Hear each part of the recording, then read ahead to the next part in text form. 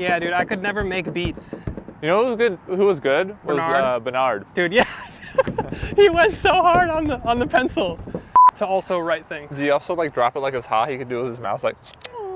Bernard was like the coolest dude. Damn. Now I'm sad. Do you know what to say? No. He's still alive. I'm gonna wing it. He's not dead. Okay. I mean, that makes me feel a little bit better. Yeah. I don't want to say it, and on that but note, I'll say it. What? We might have peaked in high school. I make YouTube videos for a living. Like, I definitely peaked in high school. Yeah, you did. Welcome to Downshift, everyone. My name is Paulo. And my name is Matt, and you might be familiar with this truck here. This is the 2024 version of Ford's Maverick, specifically an XLT grade and the hybrid powertrain. And not a lot's changed, but a few things have changed for 2024, so we're gonna cover those as well as the best and the rest of this truck. Starting with the rest. Are you sure you don't want to practice your golf swing with the camera? This sort of is incredibly disorienting when I go to edit. Hello darkness, my old friend. Give me strength. If you're not almost running me over, you're throwing my phone into a parking lot. And kind of the first main thing is having to do with the powertrain. Now you can get two powertrain options, as we said here. The base powertrain, the 2-liter turbo, is going to get you all-wheel drive, or at least the option for all-wheel drive. The con side of that is if you go up to the hybrid, which personally I think is the engine that best suits this truck, you can only get it in front-wheel drive, and that's just a bit of a bummer because then you have to forego all of the best fuel economy and some of the benefits of having the hybrid. So I would like to see all-wheel drive from the hybrid in the next facelift or update for this thing. Look at that.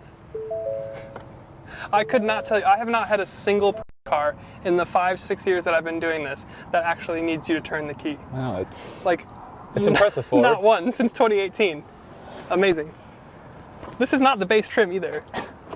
And then, as you might imagine at this price point, there's just a few bits of technology that aren't here. For instance, you do have the Ford 360 Copilot package, which is about $600 some, but you don't get adaptive cruise, you don't get lane centering or anything like that. So that is a little bit of a demerit, but you do have a semi-digital instrument cluster. And then here in your center screen, it's not huge, but it's big enough. And you do get Apple CarPlay and Android Auto as standard. You do have to plug it in, but at least you have it. But you don't have things like onboard navigation. You don't have things like ambient light. You don't have things like, I think maybe even satellite radio. So there are just a few bits of technology that aren't going to be included in here, but it is kind of made up for by the fact that you do have Apple CarPlay and Android Auto as standard, which is what you're going to use anyway. And we have to talk about truck stuff, specifically towing, payload, and all of the truck stuff, of course. Now this is the lightest of light duty trucks, and it kind of shows itself.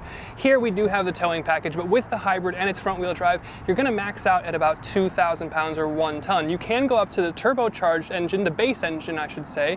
With the towing package, you're going to max out at about 4,000 pounds, which is double and better, but you consider that the Hyundai Santa Cruz is going to max out at 5,000 pounds, so the Ford is being out-towed by a Hyundai. But let's talk about the bed itself. Now obviously, it's not damped, but you can actually change the height of the bed by adjusting these little springs here. So this comes off, and it's pretty easy to adjust the height here. So if you want to prop it up like this, it's a little bit easier to carry things without it falling out the back. Payload, 1,500 pounds max. And again, the Santa Cruz has just over 1,500 pounds of payload. So this is technically being out-trucked. Ford is being out-trucked by a Hyundai. I'm sure they don't love to hear that. But you do have some nice stuff. You've got their flex bed, so you've got different levels that you can store things like plywood or whatever in here. You've got typical tie-downs. You've got an LED back here for bed lighting. You've got an outlet. And on the other side here, you have the secret compartment, which has its own secret compartment. Voila. But then changing gears and talking about all the best things about this truck, because there are a lot of good things about the Maverick. We're going to start with the fact that it is cheap. It's super affordable. What does it start at? $23,815 for this truck to begin. It is going to be another $1,500 to get the hybrid powertrain, which I do maintain is probably the best best bang for your buck. But when you go up to, what's this thing tested at? This is an XLT with the hybrid. What's this thing testing 32.5 basically. So 32.5. This is a lot of truck, a lot of car, a lot of utility and usability for a very little bit of money, and that is its biggest asset overall. I think it is worth noting that the starting price of $23,800 is about $3,000 more than when it debuted. Yeah, that's pretty amazing. Inflation at work, people. And for the cost that you have here, I really like the fact that you get this interior. You can go to the Lariat, which is going to get you leather, but here, the navy pier, whatever it's called interior, I think is where you get the most personality. You've got different grays and darker grays and orange stitching, and you've got orange accenting, and it's rubberized here. And even in your dash vents and across here, it's like this composite plastic with this crushed effect. Like, there's just so much character going on here to distract from the fact that it is a cheap cloth interior, but I don't think Paulo likes it so much. So what do you think? No, I am unfortunately not the biggest fan of... Not the biggest fan. I think you use the H word, hideous. Not even the materials, but the color combination. Besides the orange, I actually really do like the orange. But I just think that the Santa Cruz, just to me, is a bit more my style. The Santa Cruz has a nicer and better put together interior, but it's going to cost you a lot more money. So for me, even going up to the Lariat and getting the leather here, I'd be a little happier here, because it just has a little bit more personality. And we have to talk about how shockingly spacious this thing is. From bumper to bumper, it's about the same length as a Honda Accord, even with the 4.5-foot bed back here. But when we step into the rear seats, again, I'm 6'1" for reference. I'm sitting behind myself, and I actually can sit behind myself. I've got about an inch of knee room in front of me. That's if I straddle the seat.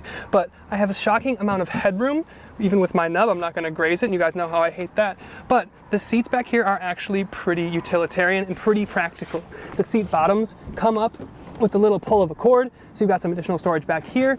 The seat backs also come down, and here you've got things like a map pocket, you've got a household outlet, you've got USB-C, USB-A, and a little 3D printed here thing. So for those of you at home with 3D printers, you can download a file and make your own cup holder or whatever you want back here to make the truck as personal to you as you can. And I will have to say, this is on the positive side of the list, but I'm kind of a little bit neutral about it, and it's just the looks, the styling of the truck. But I will say, it very much looks more identifiable as a truck versus the Santa Cruz. The Santa Cruz looks like a Tucson coming at you until you get about side by side with it, whereas this is pretty apparent truck. You've got a geometric hood, you've got a more classic, typical Ford grille.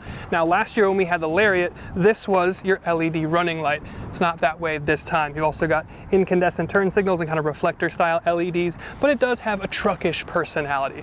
You come around to the side here, you've got black wing mirrors, black plastic door handles. This is my least favorite thing. You don't have keyless entry, so I can't just walk up to the truck and it unlocks. I have to actually unlock it with the key. But you'll always be able to tell what trim the truck is with its front fang here. And then the crew cab configuration with the 4 doors and the 4.5-foot bed is the only configuration that you're going to get the Maverick in. Maybe it's a problem for you, maybe it's not. I think it's pretty practical, and they've kind of covered all bases with it being this way. No LED taillights for this XLT trim, but you do have Maverick stamped into the bed here and the world's longest bumper. But again, it doesn't really do a lot for me, but it's not offensive either. What do you think? Yeah, I think it really just depends on your personal preference. I personally like the Santa Cruz because it's a bit more of a unique looking truck. This does fit the part really well of looking like a compact truck. Yeah, I would say I'm not going to have a poster of this in my bedroom, but as far as colors go, I'm going to take the cactus gray that we had last year over the blue here. Absolutely. And obviously storage is a huge pro with this truck. More specifically, other than the 4.5-foot bed, you do have storage in the cabin too. Obviously, you have back seats that we saw will actually fit an adult. And you've got some additional storage back here if you want to fold this down. You've got some additional storage, and we showed you this earlier, under the seats. Now, if you don't get the hybrid, you're going to have more storage because this part will go away. So you will have a little bit more storage that way. But even when you go up to the front seats, in your door, you've got clever storage for bottles and whatever.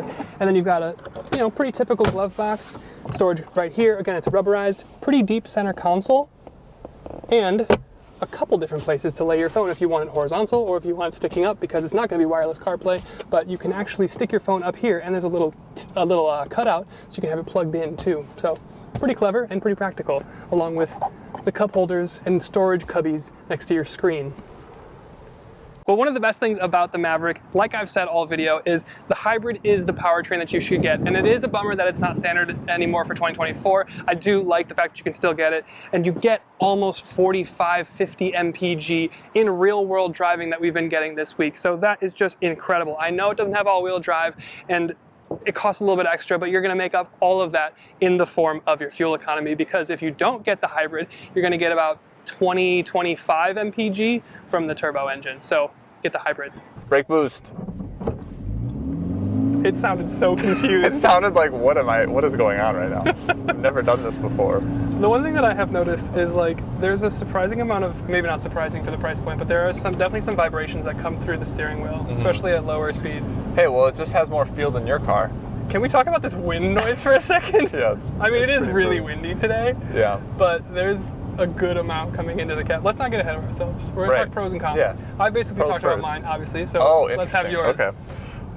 Yes, I think first and foremost, for this segment, which is a segment of two. Exactly. This and the Santa Cruz. Exactly. It's hard to beat this price point. It's really hard. And I'll tell you how hard it is. Hyundai couldn't do it. They couldn't do it, exactly.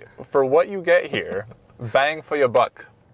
Your dollar goes further here. It's impossible to argue. No, it really is. Like, all jokes aside, it is a shockingly good value package here. Yeah. Like, especially with the hybrid. I mean, what's it saying that we're getting? 47 MPG yeah, it's incredible. This week? Like, Yeah, that's really good. good. Nuts. Yeah. So, you know, that's just an incredible package for spending what topped out option not topped out, but 30, option here I think we're we're 32. Yeah. Like, that's really awesome. Plus you get a bed, you get that utility, you've got a back seat that you can put adults in, at least two of them. Yeah, practical. I mean, that is my third point. I'm jumping ahead, but the third point is just like it's really spacious and you have a lot of storage, usable storage in this car. Like, functionally, it just makes sense. And as corny as this sounds, like the 3D printed area for you to 3D print something and like kind of make it your own and unique and special, like that's cool to me. I wish that manufacturers would do a little bit more of that. Nobody else does that. Yeah, I mean it's cool, and it's I think unique. It's different. Yeah, they're at this price point. It makes sense, and it is really cool to see. My third favorite thing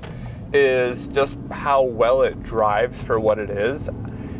Trying to think back to the Santa Cruz, I don't know if it drives particularly better than the Santa Cruz. I think they're pretty similar. Yeah, the Santa Cruz feels a little bit more isolated. In terms of like road noise and wind noise and but stuff. the ride here is good. It is really good. Yeah, I'm impressed. So that's why it's on the pro side. Dislikes, honestly, I feel like it's hard to come up with dislikes, especially at this price point. I came up with two. Towing. Not great. Right? Less than the Santa Cruz. You want this to be able to tow. That's kind of why you buy it. That's really the thing. So my opinion, I guess, on towing is like, if you didn't get the hybrid and you went with the turbo engine, which is the base engine now for 2024, you'd get 4,000 pounds of towing, which is pretty decent. But the only reason that we have it on the negative side is because the Santa Cruz does more. Yeah. Which is, like, Ford is the truck company. Yeah. Like, the F-150 is the best selling thing on four wheels. And yet they're being out-trucked, payload and towing, by a Hyundai, by the Koreans. Yes. In my mind, they should be class leading for doing truck stuff. Yeah. They only have one competitor. Right. Yeah. So it's like competition's not that stiff. It's not.